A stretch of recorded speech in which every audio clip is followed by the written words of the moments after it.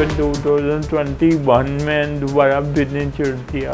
उसकी वजह 1 साल के अंदर ना मैंने बैरिया टाउन में अपना घर भी बना दिया, मैंने दादी भी ले ली, मैं डिफरेंट मुल्कों में भी जा रहा हूँ।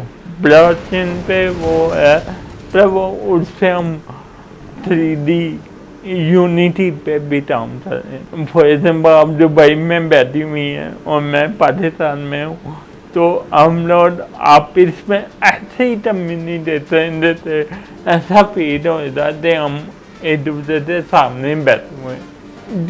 जो बड़ी बड़ी कंपनी थे, हम मैं यूएसए बहुत सारी कंपनी के साथ काम कर रहा हूँ जिन्हें रिसेंटली $10 मिलियन से NFT बेचे। $10 मिलियन इन 1 डे।